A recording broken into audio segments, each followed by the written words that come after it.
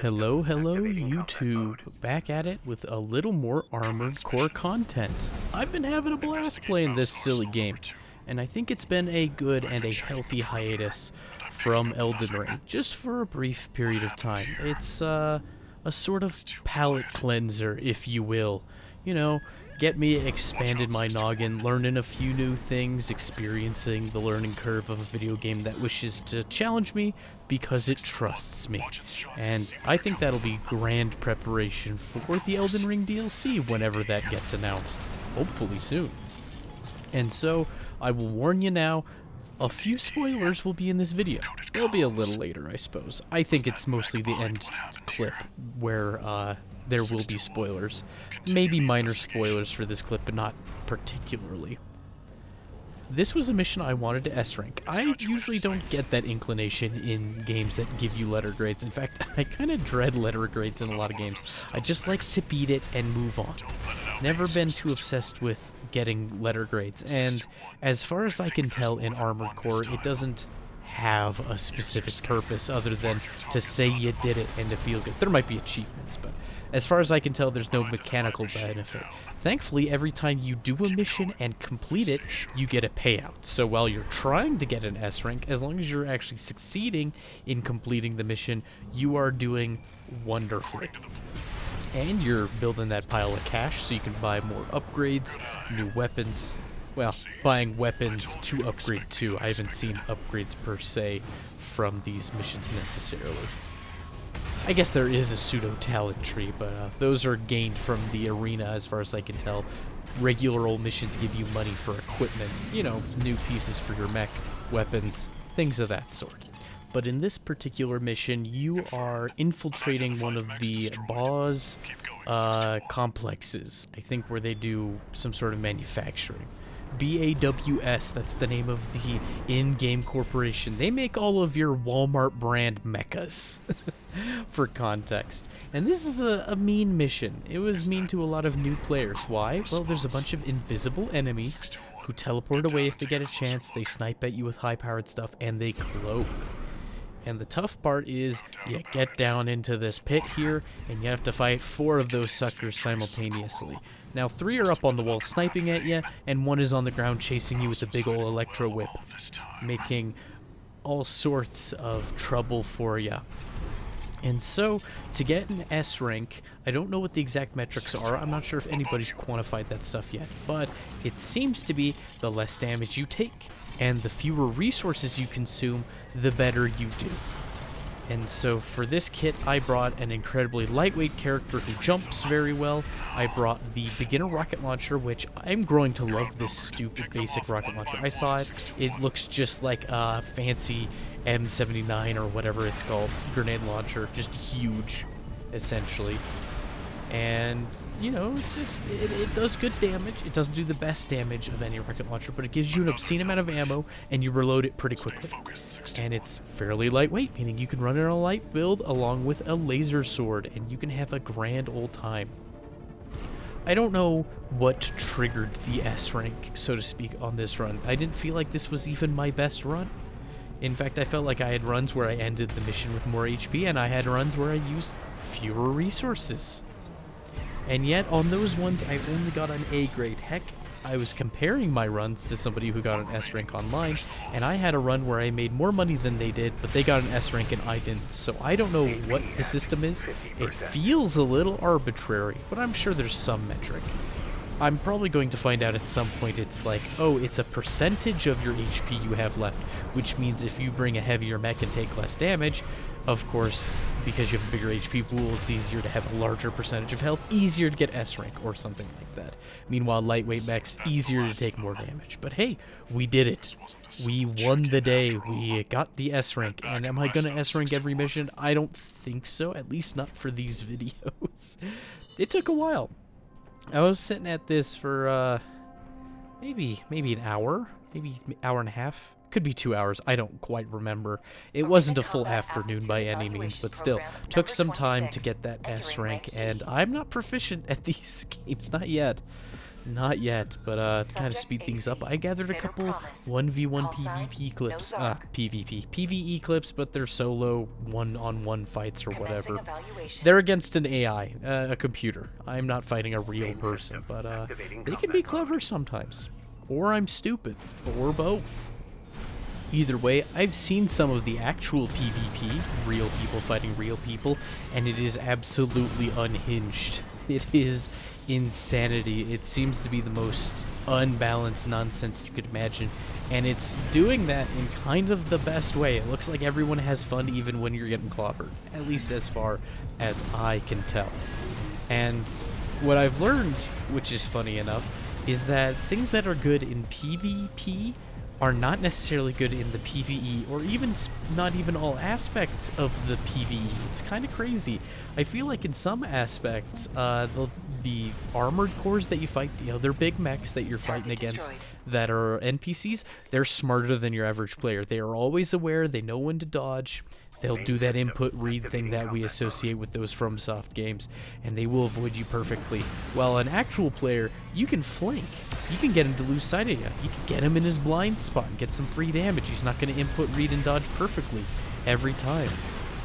And not that the NPCs dodge perfectly all the time, but really obvious stuff they do dodge very well. And a player may not, and so it's kind of interesting on what is and isn't effective. It seems that against other players, it seems to be good to get high-powered stuff, as well as fast-hitting stuff. And really high-powered howitzer-style cannons you can launch at NPCs, oh, they'll just dodge it every time, if you don't fire it immediately after breaking their posture, or whatever, the meter that gets them stunned when it fills up.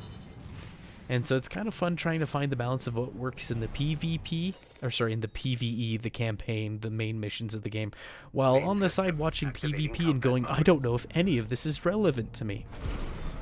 When you're watching PvP videos for Elden Ring, or one of the other more Soulsborne-like games, I guess this game's technically not Soulsborne, it's just FromSoft, so same company, in a sense. So when you're playing Elden Ring or Dark Souls or whatever, if you learn the PvP stuff, there's stuff there you can apply to the PvE and do reasonably well. You learn some things, right? And you learn what to apply, what not to apply. It's just, there's a whole slew of mechanics, knowledge checks. And it feels like, even though there are differences, and that not everything is entirely applicable, like the poise, when people's poise break with what armor values in Elden Ring, that's not really always applicable in PvP or PvE because, you know, enemies have their own poise health and it's a different metric essentially. Armored Core, it genuinely feels like two different games, that they're not applicable in the least bit when you're fighting NPCs versus fighting real players. But I've harped on that enough. I'm excited for it. I'm going to do a little bit of it. I'm going to do a little bit of the PvP at some point. I want to get farther in the base game, though. I want more tools on my belt. I'm just kind of leisurely enjoying the game. That is until we get back to the Elden Ring. I should probably make a couple build videos for Armored Core, but at the same time, I'm scratching my head and going, the builds are so modular. People can switch on a dime anyways. I feel like the build videos mean less. In that sense, you just buy the equipment and you throw it on. You don't like something, you swap it to something you do like. A lot more things feel viable, you know? Meanwhile, in Elden Ring, for the most part, you have to, you know, put the weapons in your inventory in a certain arrangement. You gotta make sure you can swap. You gotta use them in certain ways. And there's probably going to be some of that in Armored Core. I'm probably just, you know, inexperienced, not a long-time fan. Not everything's readily apparent.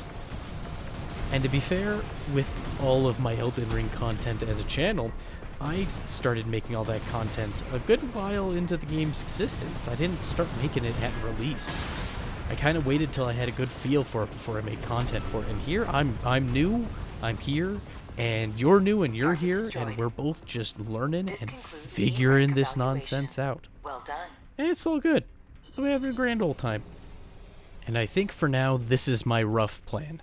I'm going to play through the game. I'm going to grab little highlights here and there. I'll probably throw in all of the arena matches to keep it interesting and varied. Throw in missions I decide to try really hard on or I thought were noteworthy. And we'll take it from there until we play a handful of the PvP. And then we'll get back to the Elden Ring. And I will thoroughly enjoy this game. I don't know how much I'm going to revisit it. It's in a strange place for me. Far more interested in the Armored Core series than I ever was in Sekiro. And that's not because Sekiro's bad or anything. I just didn't really have an interest in it, you know? And I will get to it at some point. But they occupy a similar box in my mind where they're both FromSoft games, but not necessarily Souls-type games. But I digress, and I'll stop ranting for a moment and talk about what's on screen. This is an infamous level, it feels like, at least as far as the early game is considered. I think this is like the big fight, possibly for Act 1. I'm not sure how the game's structured, actually. I'm not that far. I'm only a little bit beyond this point by the time of this recording, so I have no idea how much of this game is even left, how much there is going to be. It's a big question mark, but the boss at this end of this point, I guess we're well into spoiler territory at this point. He's referred to as Baltius, I think? And he is notorious for the early game, because if you didn't get filtered by the tutorial boss, and you didn't get filtered by the level where you have all the invisible snipers, it seems that Baltius is the next one to filter you. If I can speak in such terms. Anyone who likes the series and is willing to give it a good college try repeatedly will eventually figure it out, I think. Especially if you're gonna take a moment to self-analyze just a smidge and switch up your kits bit by bit. I wouldn't recommend switching your whole kit every time you fight a boss, but switching a couple elements of it until you progress in a direction you like and feels like it works, that's what you should go for. Slow adaptation will probably do you wonders. If you switch too much, you may not know what wasn't exactly working on the previous kit. You might know entirely, actually, so maybe I should have more stock in you, my beloved viewer.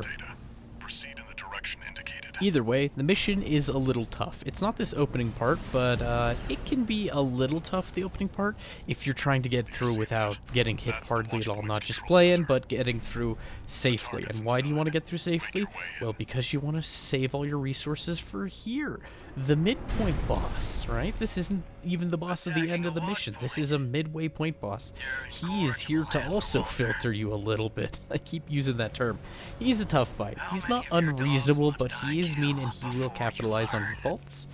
If you're not paying attention, he's probably the first enemy where you really need to dodge and not just accelerate upwards. You gotta actually use that dodge button. And you gotta use it with good timing. And he'll punish you if you use it with bad timing. It's one of those enemies that he's got a launcher on one hand and he's got great timing with it. He will find an opportunity to get you. Another thing I've learned in this game that is a little tidbit, a lesson they teach you in the very first mission that they don't really harp on, they just kind of expect you to hold tight, you know, hold it near and dear to your chest, is hang out in the air because stuff explodes. And it's easier to dodge them before they've exploded. So like a missile, smaller projectile, hits the ground, big AoE. Makes sense.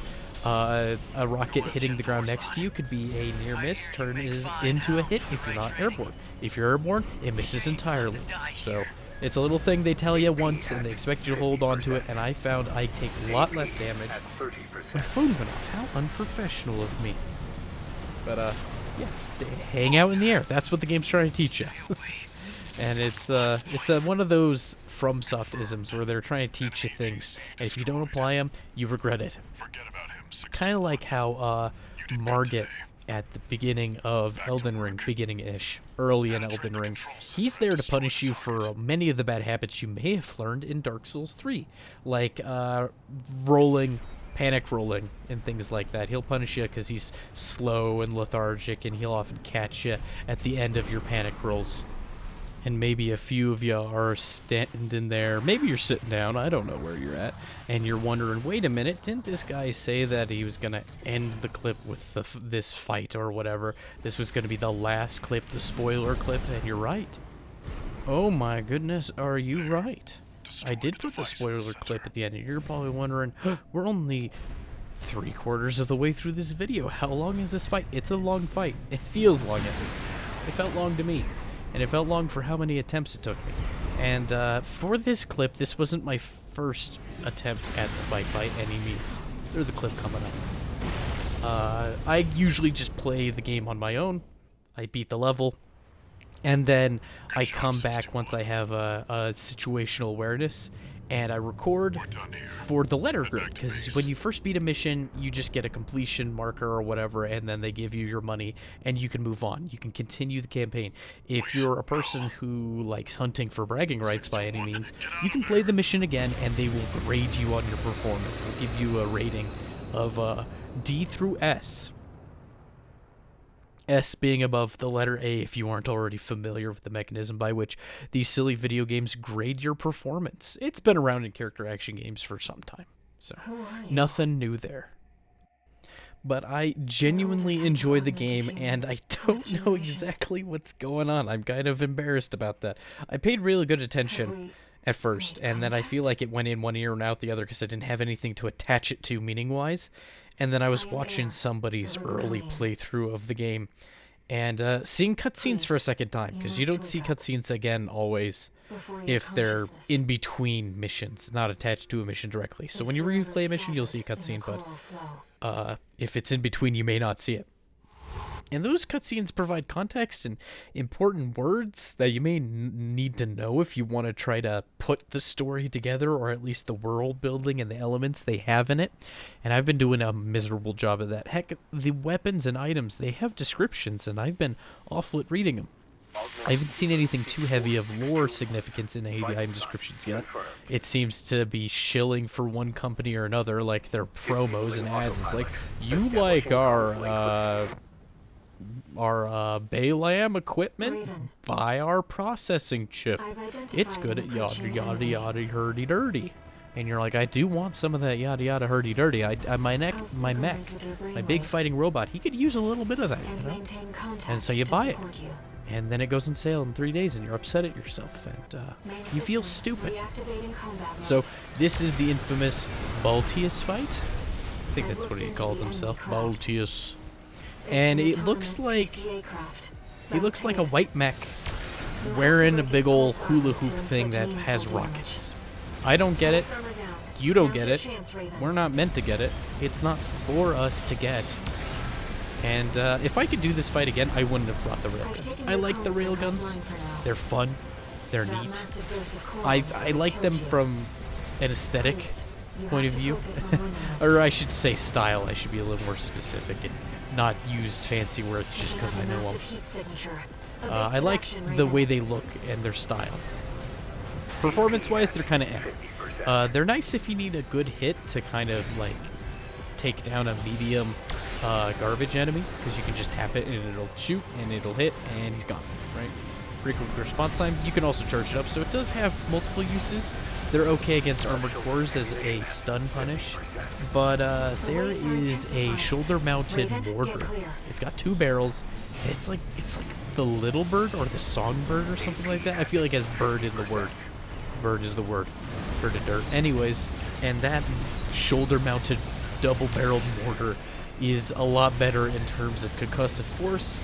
It breaks posture a lot easier. It has more ammo than the railguns, and it doesn't have as obscene a cooldown period when you fully charge compared to the fully charged up railguns, where if you fully charge them up, they have a really long cooldown period. So this fight, it went alright. You know, still used a couple repair kits. Tried to keep up with them. You have to use the miniguns at almost point blank, otherwise they ricochet on Baltius. Ricochet being a mechanic of, you're too far away, this doesn't do damage as a result. And kablamzo, there's the Baltius. I was trying to say what he reminds me of. He reminds me of when I was a young lad and I would see like 10 or 15 seconds of some Gundam show. I couldn't even tell you which. And I remember them having a pure white mech, and I'm pretty certain the Gundams are a specific mech in those universes. I couldn't tell you more than that. I really, really genuinely know nothing about the franchise. But it's what it reminds me of. Maybe it reminds me of those mech-shaped boys that would be launched off of spaceships back in Star Fox 64. Maybe that's more accurate. Couldn't tell you why it reminds me of that, or why I bothered to mention it. It's just one of those funny hint of a memory sort of situations where you're not sure how you remember something at first, and it takes a little digging before you discover it. But in closing, if you enjoy FromSoft games, even the Souls games, and you have some disposable income, I would highly recommend Armored Core. Even if you may not like big fighting robots, maybe it'll be a nice expansion to your repertoire of games. You know, broaden your horizons a smidge. It's similar enough, you'll enjoy yourself. I've been enjoying myself, and I'm not a huge big fighting robot mech fan, but maybe I could be. There's my B rank. I'm mediocre enough. A goodbye.